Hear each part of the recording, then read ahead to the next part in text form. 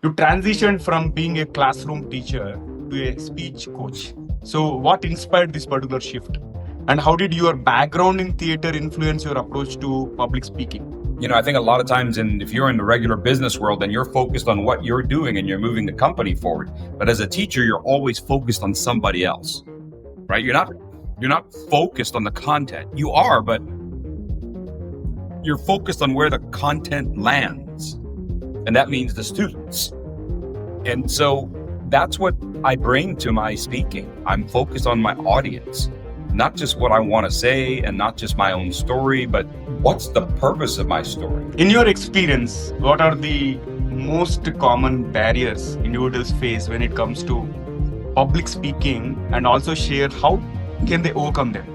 I think there is something called a fear of public speaking, but it's not what we think it is. I think what most people are experiencing is a conglomeration of other fears. It's the fear of being wrong. It's the fear of being alone. It's the fear of rejection. It's sometimes the fear of being right, because once you're right, now you're separate from everybody else. It's the fear of people laughing at you. So I think it's all of those fears together. It's that insecurity all bundled together like a really good deal at the store. We're going to bundle it all together. And that's what people are really fearing when they first get into public speaking. So, folks, you have tuned into TGV, and hearty welcome to the Guiding Voice podcast series, the world's only quadrilingual podcast at this moment of recording. And we are trying to embark into multiple languages as we speak. And here we embark on transformative conversations for a better future.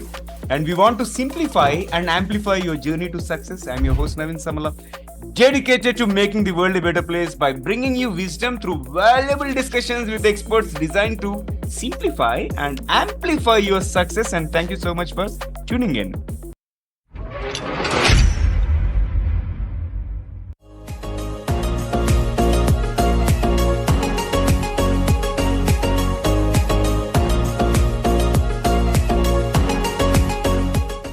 So, folks, we are humbled to have our guest speaker today, Fursey Gotuaco, who is a TEDx speaker, a Toastmasters World Championship finalist, and seasoned educator with over 25 years experience in public speaking and theater education. He has coached individuals globally, empowering them to find their authentic voice and captivate audiences with confidence.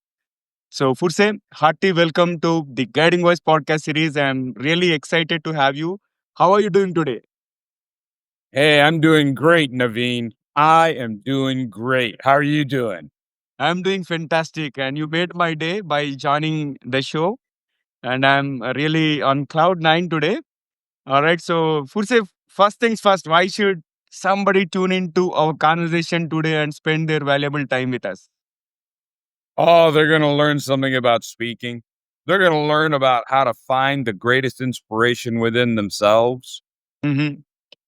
Excellent. So, folks, I witnessed Furse's session about 2 months ago as part of Toastmasters knowledge sharing sessions, and I was floored.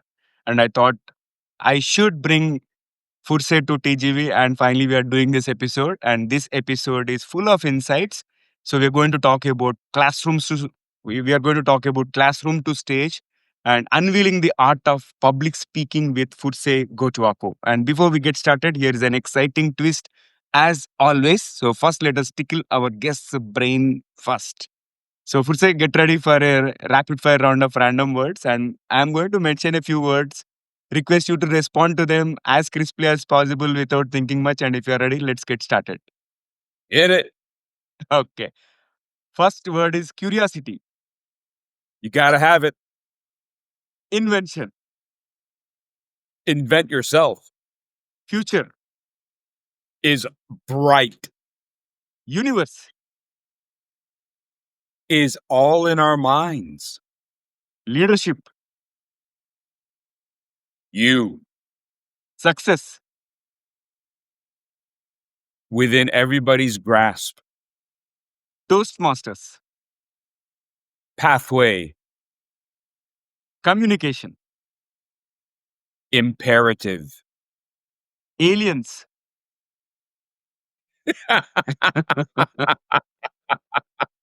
Mother-in-law.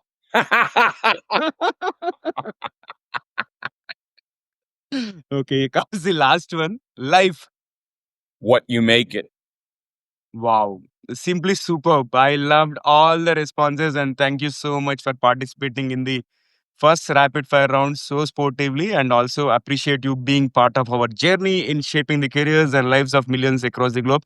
So Furse, stay tuned for the second rapid fire round. And before we get into that, let's get the ball rolling. Here is my first question to you from the mainstream. Talk to us about who is your guiding voice. I'm a faith-based man. Mm-hmm. I believe in my religion, Jesus. I believe that he has a purpose for me. And I was taught this at a very young age. And that voice is always in my head asking me, are you doing the right thing? Are you adding value? I mean, I didn't learn it at a young age in those words, but that essentially is what it is. When you have an interaction with somebody, are you taking or are you giving? So you got to give. Mm-hmm. Mm-hmm. Excellent. Thanks for sharing that. And share your success mantra as in top three things that have contributed to your success so far.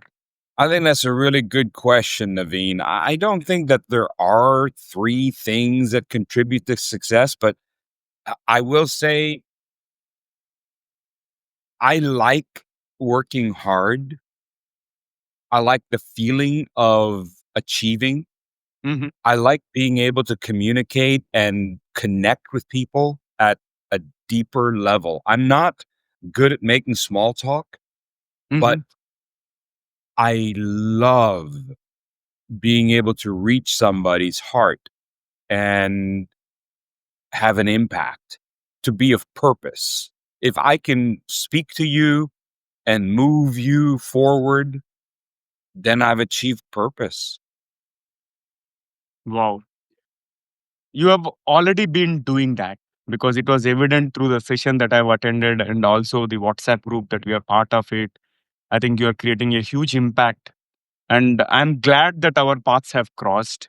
And Furse, let's move forward. You transitioned from being a classroom teacher to a speech coach. So, what inspired this particular shift? And how did your background in theater influence your approach to public speaking? Probably makes me a little bit of an outlier, having that theater background and the background of a teacher. Yeah. That means I've been teaching and sharing and talking for most of my adult life. I've been working with others. I think a lot of times if you're in the regular business world and you're focused on what you're doing and you're moving the company forward, but as a teacher, you're always focused on somebody else, right? You're not focused on the content. You are, but you're focused on where the content lands. And that means the students. And so that's what I bring to my speaking. I'm focused on my audience, not just what I want to say and not just my own story, but what's the purpose of my story? How does it move you, the audience, forward? And I'm very tuned into that. Otherwise, why am I talking? All right. And in your experience, what are the most common barriers individuals face when it comes to public speaking and also share how can they overcome them? I think a lot of people, when they first get into public speaking, the barriers are simply that fear. Mhm. And they call it the fear of public speaking. But Naveen, I don't think it's really the fear of public speaking. I think the fear of public speaking I think there is something called the fear of public speaking, but it's not what we think it is. I think what most people are experiencing is a conglomeration of other fears. It's the fear of being wrong. It's the fear of being alone. It's the fear of rejection. It's sometimes the fear of being right, because once you're right, now you're separate from everybody else. It's the fear of people laughing at you. So I think it's all of those fears together. It's that insecurity all bundled together like a really good deal at the store. We're going to bundle it all together. And that's what people are really fearing when they first get into public speaking.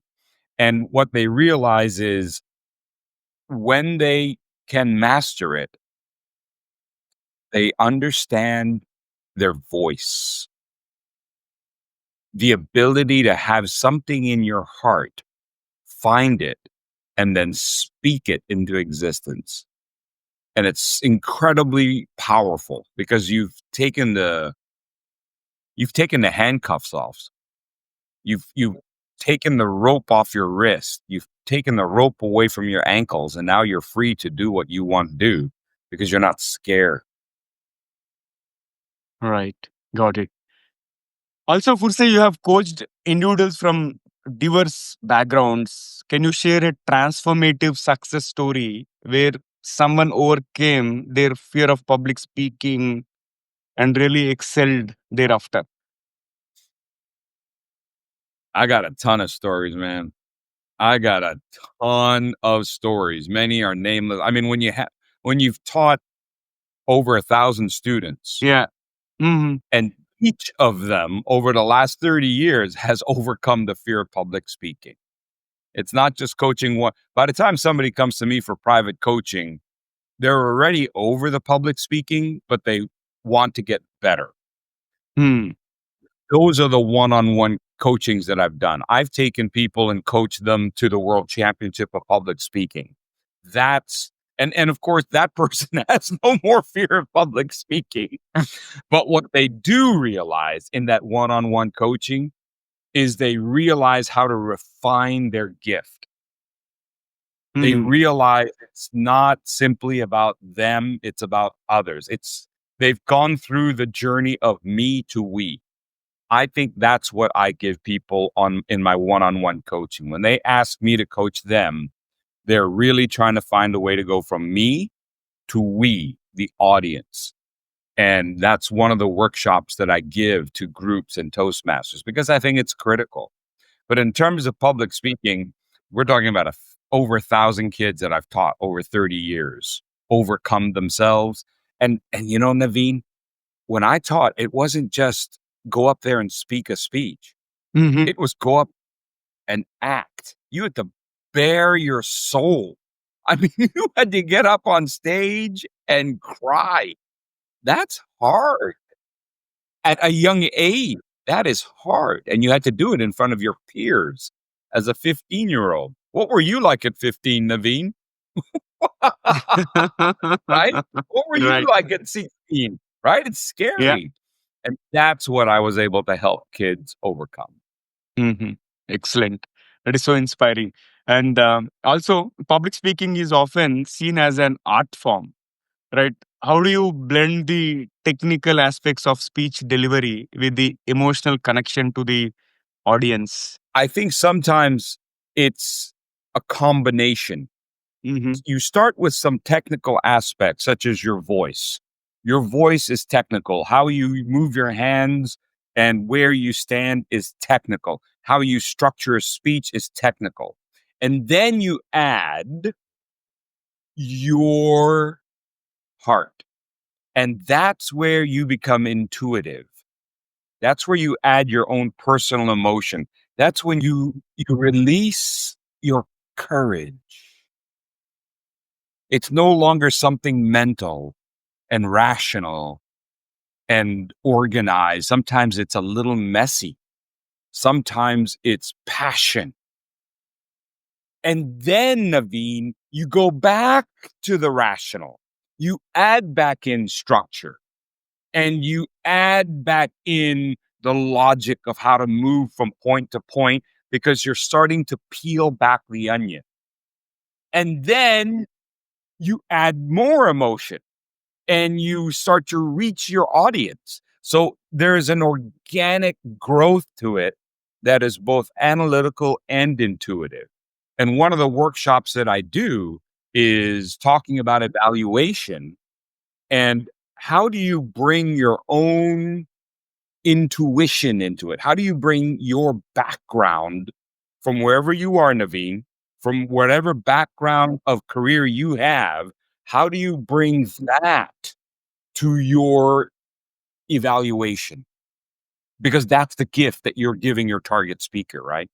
And so it is both the art and the science. It is both something you feel and something you think. It is both something that is quantitative on the rational side and qualitative on the art form side. So I think it's that beautiful mix that each of us can bring to our speaking. Got it. And also in today's digital age, especially after the COVID pandemic, right? The landscape of public speaking has evolved. And most importantly, many remote conversations are taking place. So, talk to us in terms of the evolution that you have seen, and also what skills are now essential for speakers to master now that we are living in virtual world many a times. Well, obviously, Naveen, we're going to start with the fact that we are on camera, and that does things to us. The naked eye will see somebody on stage in the way that is traditional. If you are on camera, people are seeing you through a lens.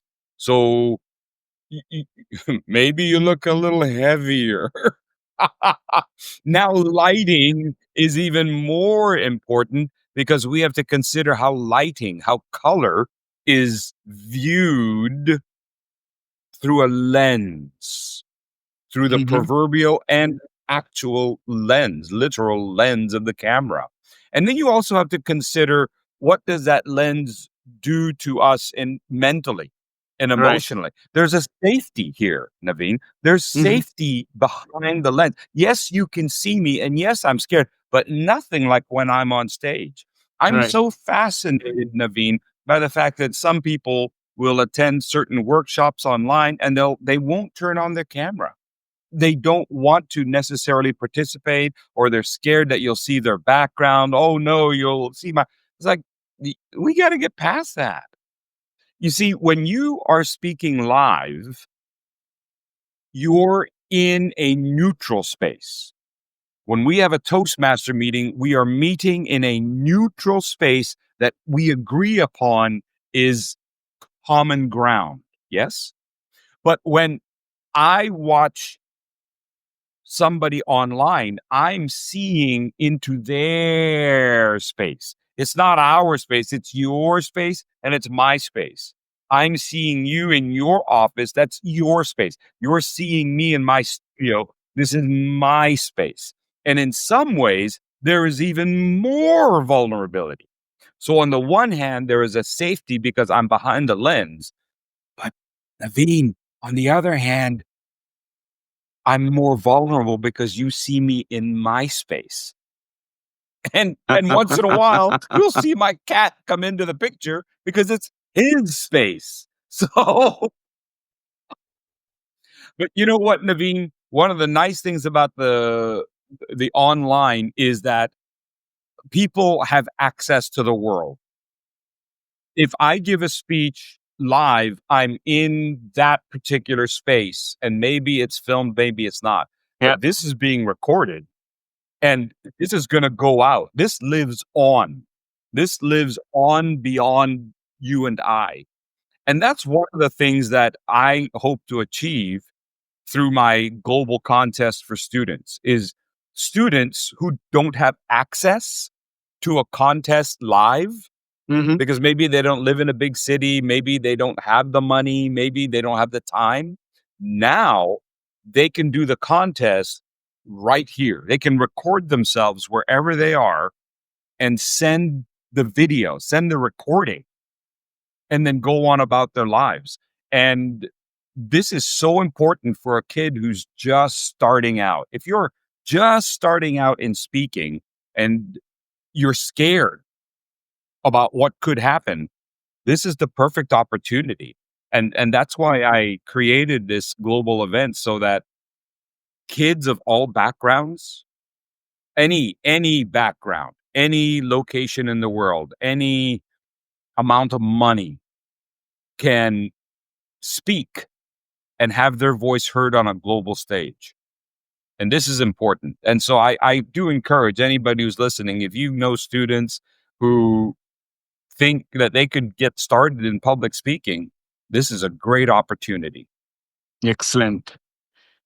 Thank you so much for all the amazing insights. And this has been an incredible conversation. And it's time for us to add some more spice and excitement to the episode, which means it brings us to the second rapid fire round. If you're ready, let's roll on.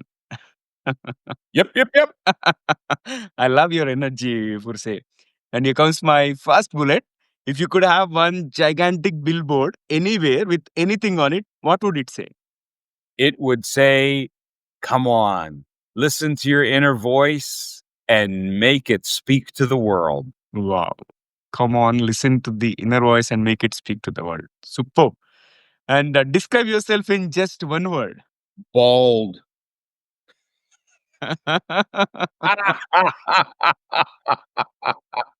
Now, if I really had to describe myself in one word, passionate.